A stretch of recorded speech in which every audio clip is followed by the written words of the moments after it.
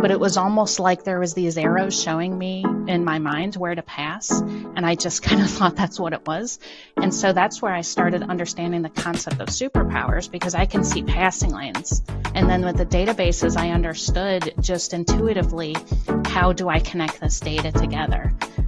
And that's when I started realizing, hey, folks have these different talents, and I understand what mine are. I'm starting to understand, and I'm going to put mine together with others. And then, it's kind of like the Transformers, you create this great super creature.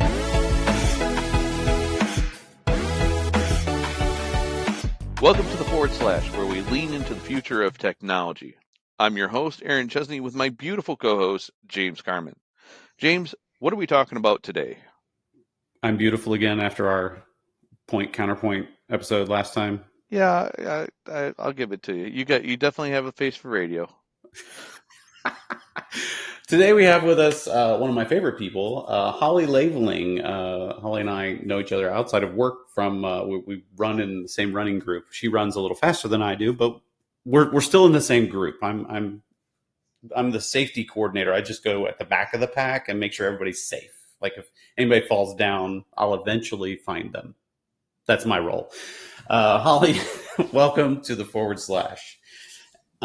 Maybe tell us a little bit about yourself and your career path, how you got to where you are today.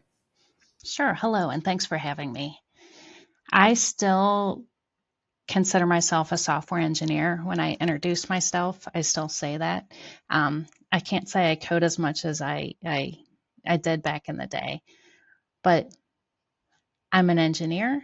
I've worked here in the Cincinnati area for about 25 years now. And I'm a mom, so I had to work at different jobs, and I had to keep moving around to make sure that my jobs were flexible, because when a kid is sick or when you have to, volunteer for the PTO, that was me. And for a while, I actually did some freelance development in order to really have that flexibility. But the last couple of years, 5 years actually, I've worked at a place called the Federal Home Loan Bank of Cincinnati. You said you're currently at Federal Home Loan Bank of Cincinnati, FHLB as we call it. What even is that? I mean, some people may not be familiar with FHLB. It's kind of a unique business. Tell us a little bit about what they do. So I'll be honest, I'd never heard of this place before I came here. And it's one of the best kept secrets in definitely in greater Cincinnati and the United States. So we don't market, and we actually don't even have signage outside of our building. And so we're this secret. And it's pretty interesting. We are a bank for banks, and there's 11 federal home loan banks in the United States. FHLB system was established in 1932 during the Great Depression. And our job is liquidity in terms of housing. We are supposed to be here for the banks, we're actually a co-op. So we have members, and we are here for them in terms of liquidity. We're here when other banks aren't. So we are very, very risk averse.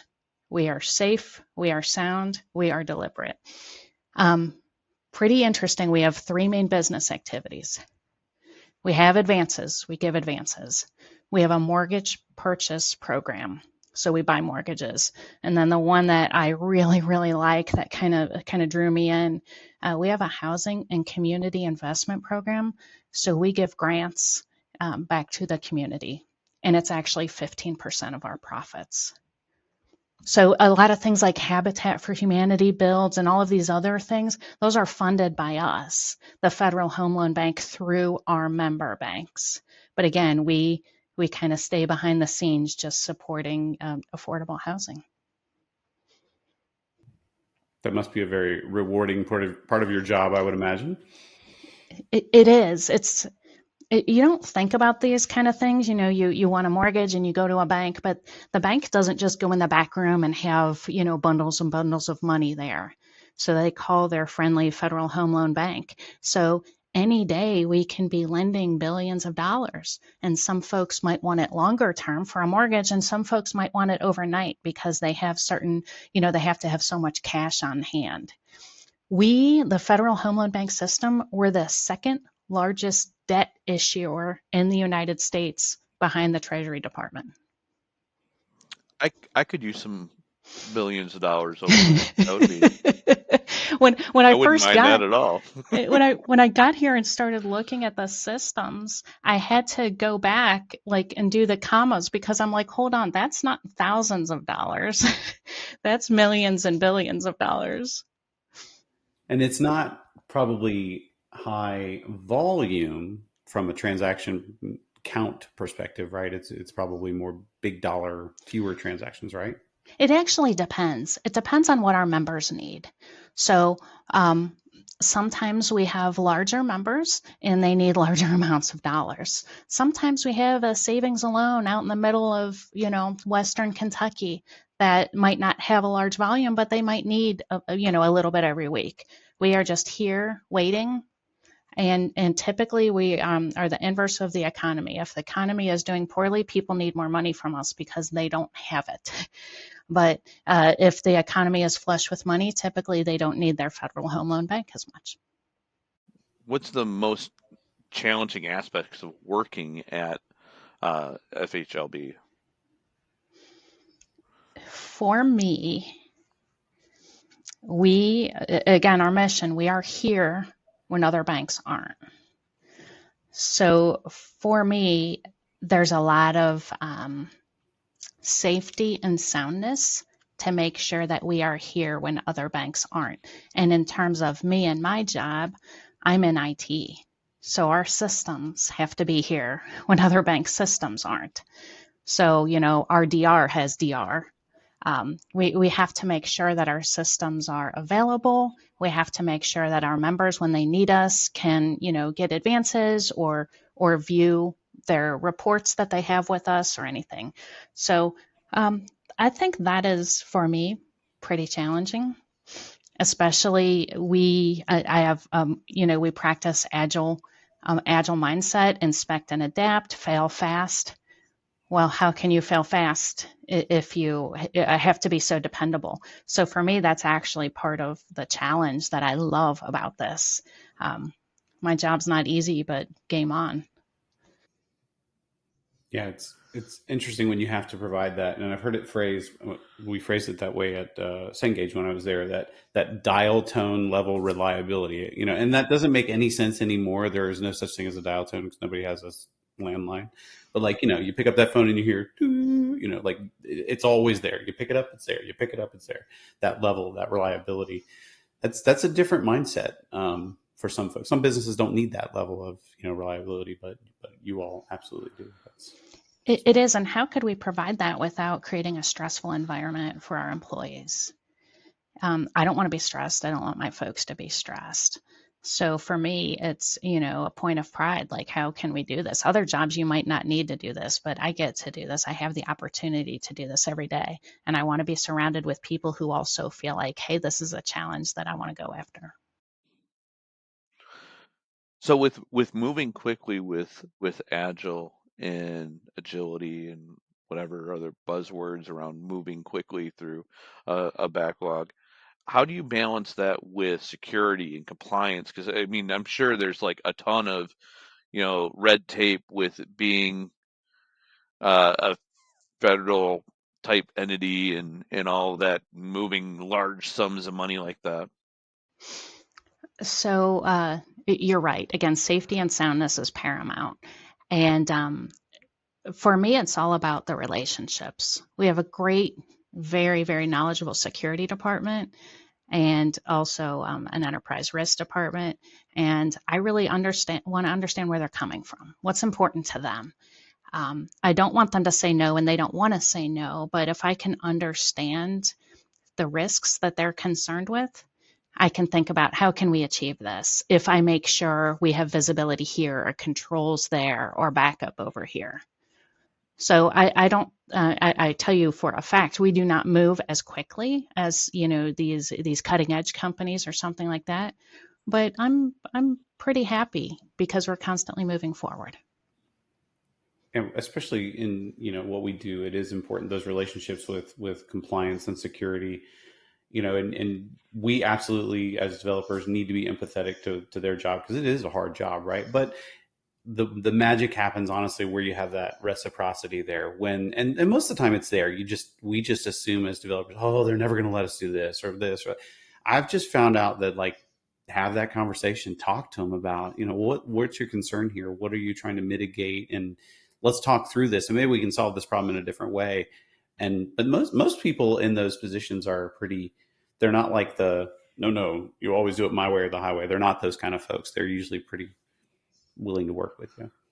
Yeah, especially if you're asking them, about what it is they need. Like, what do we need to make your job easy? And they're all about that, because a lot of times they have all these specs that they have to fill out and pass and different things like that. And it's so much better when you do actually talk to them and say, hey, how can how can we give you exactly what you need, so we don't have to have this back and forth that goes on for weeks. I think about early in my career, IT folks worked kind of solo, right? You had a cube, you sat in your cube, you worked in your cube. And I think about how we work today, and it's almost like, a bunch of prairie dogs, because, you see the head pop up from behind the monitor, and you're grabbing the rollable whiteboard, and you get some markers, and now we're diagramming together and working together. And, folks have their heads down time, but there's that power in the collaboration with folks bringing their superpowers and their experiences and putting all those lenses together. And you always get a better product that way. I had to stand on a chair to prairie dog over cubicle. It was tough. Now, we don't stand on chairs at the Federal Home Loan Bank, because that's a high-risk activity. Oh, there you go. You could potentially fall. Yep. You're a liability risk.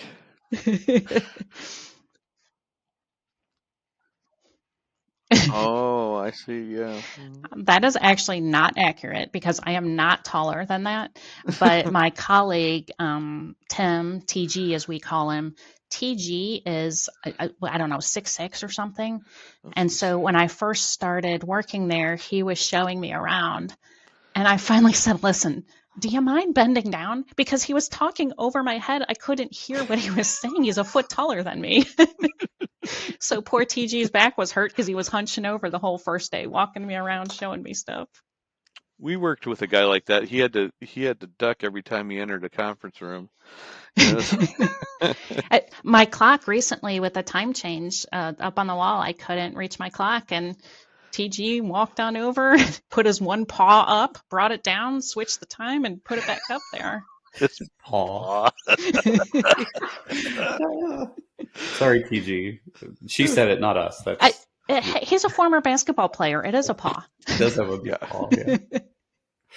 So what when it comes to technologies, and you're moving these big dollar amounts, so what are your go-to technologies at FHLB? What do you guys use? What's your tech stack? Yeah, in previous lives, we were best in class. That's usually with the companies that I've worked with.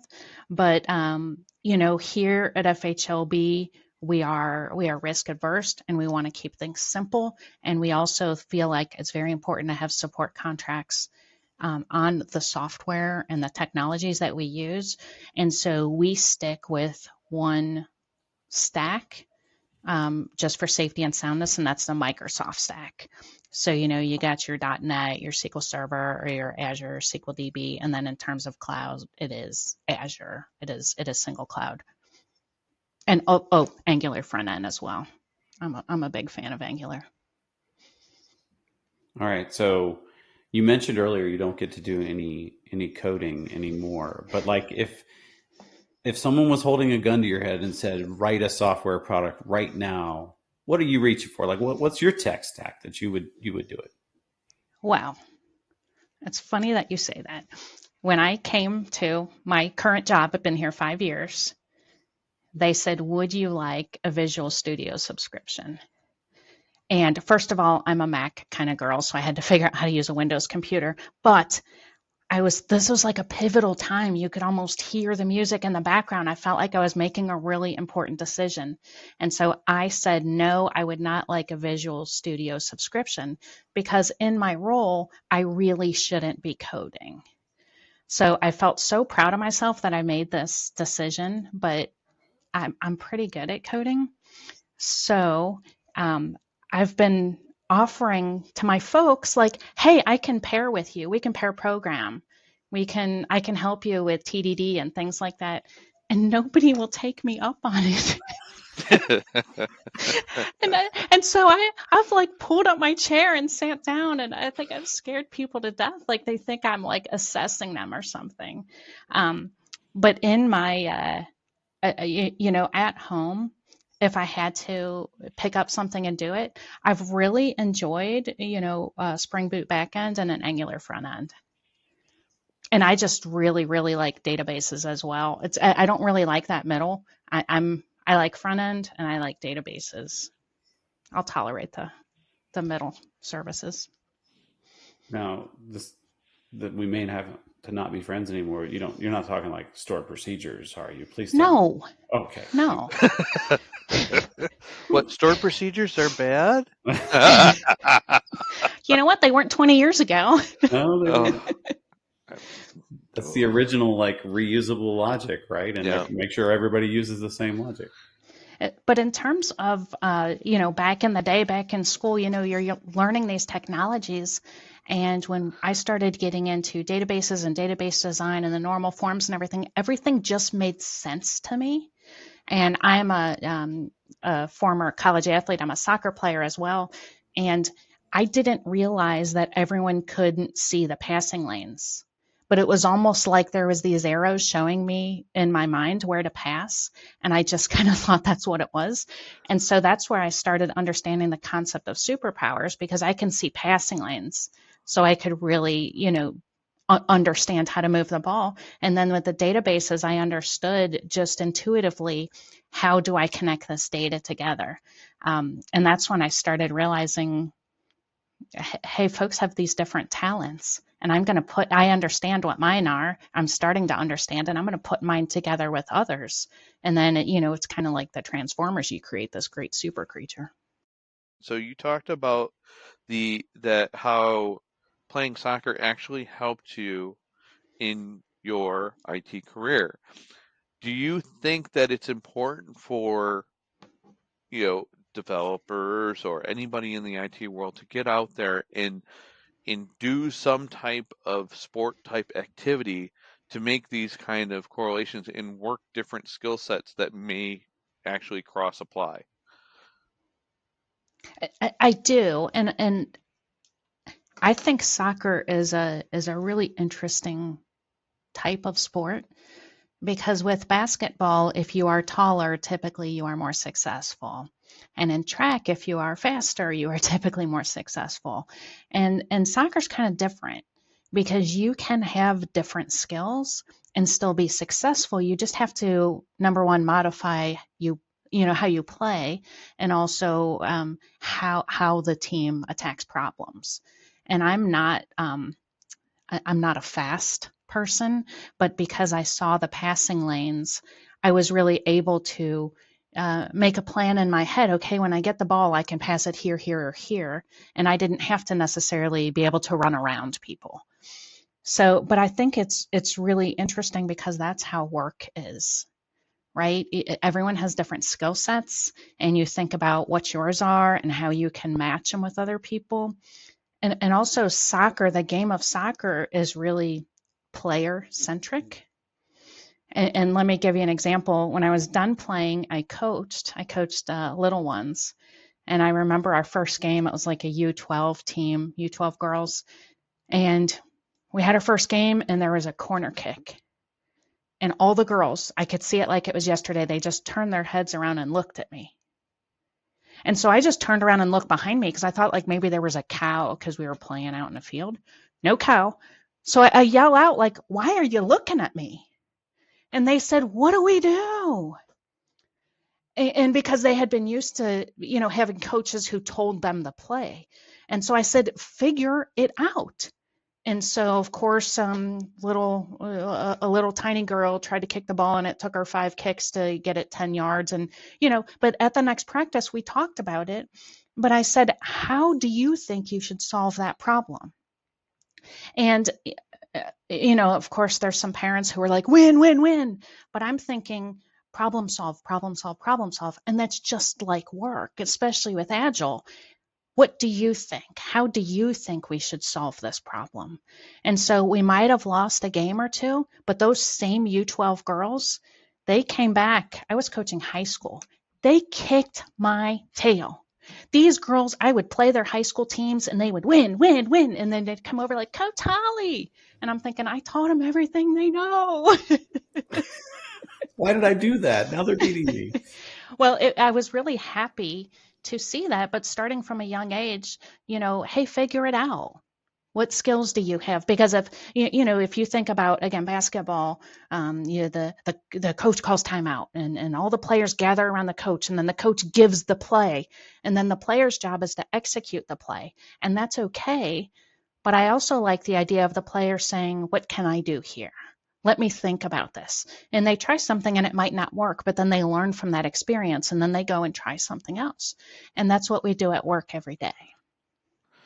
Yeah, and I coach hockey as well, and my guys are now kind of towards the end of their like youth career, and that was one of the things I would tell my guys too is when you come back from a shift, try and figure out what went wrong and how you can improve. In every shift, make it a little better, incrementally improve, and self-analyze, and because everybody's game is a little different, and it's one of those things. It's like the same way I taught slap shots. It's like these are the basics, but you have to go out there and hit puck after puck after puck to figure out how it applies to you and make little adjustments until you get the shot that you want. And and that worked for a lot of them. I actually had one of my guys in one of our last games actually score with a blue line slapper. I'm like, ooh, look at you go.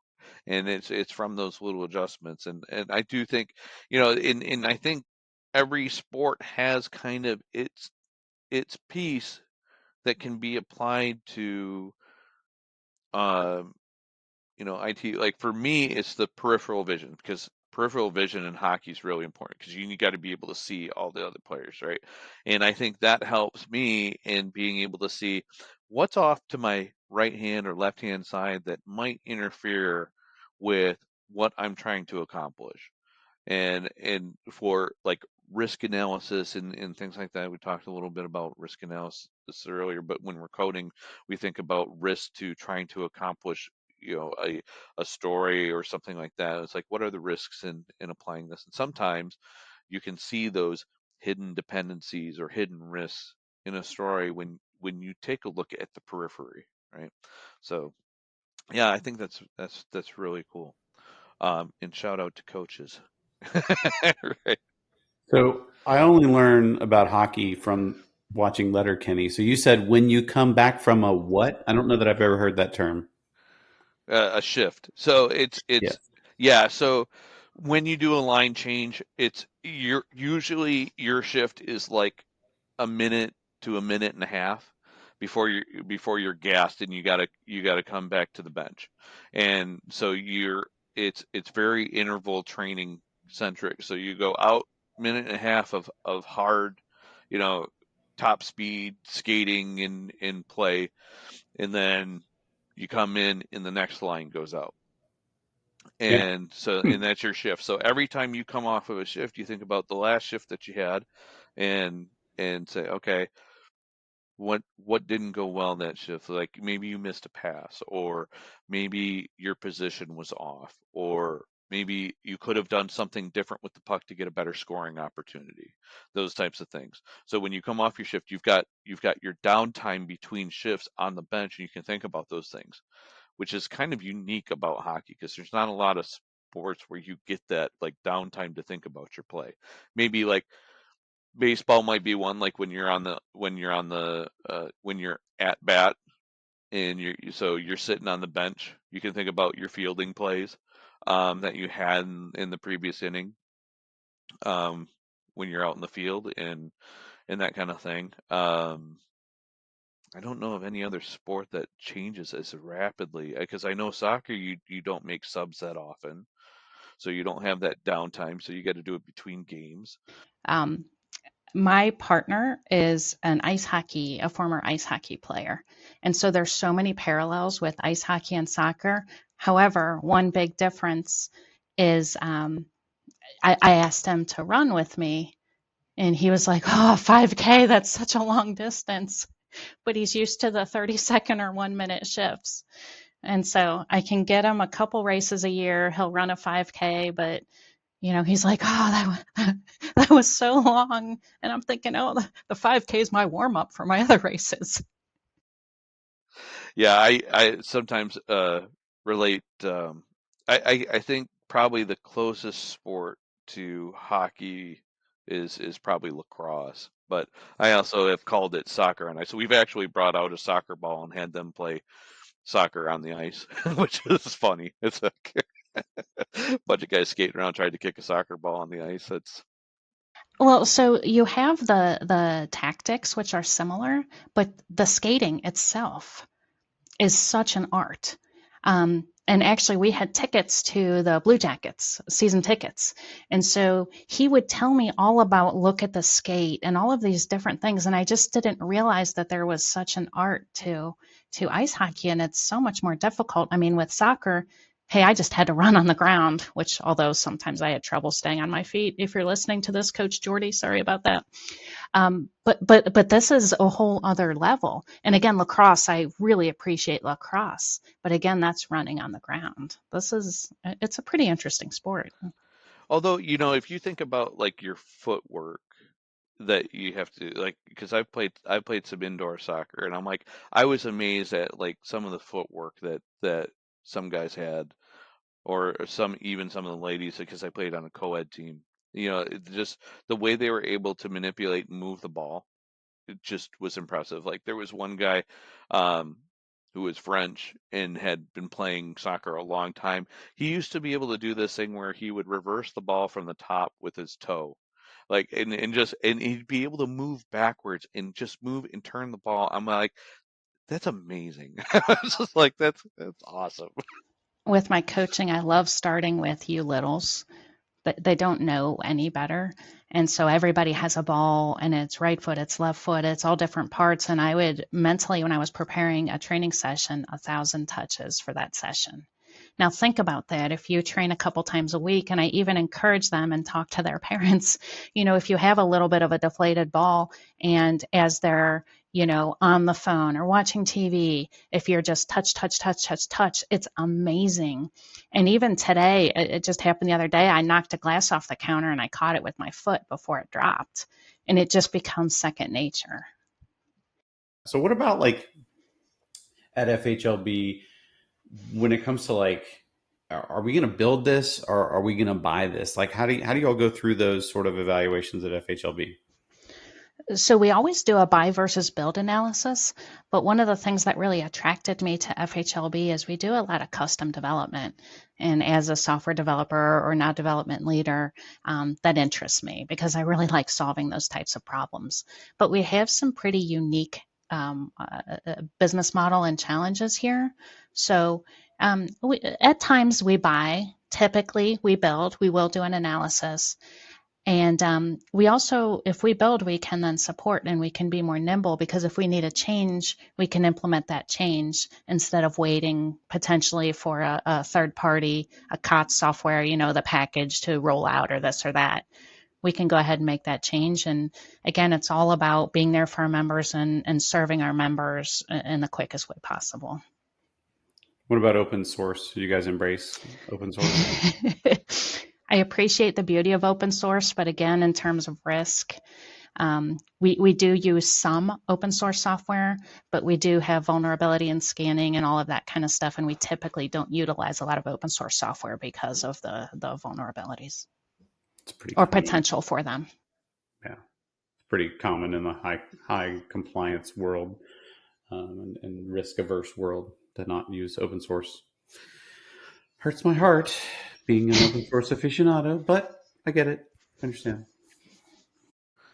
All right, Holly. So one of the things we do here is what we call the lightning round, and it's a series of rapid fire questions. You're just going to answer right off the cuff of the first thing that comes to mind as an answer for any of them. There's no right or wrong. Well, maybe in our minds there's a right and wrong, but for the most part, there's no right or wrong answer. So, James, you want to kick us off with your first lightning round question? Yeah, I mean, we really want to be very, proper about this, of course.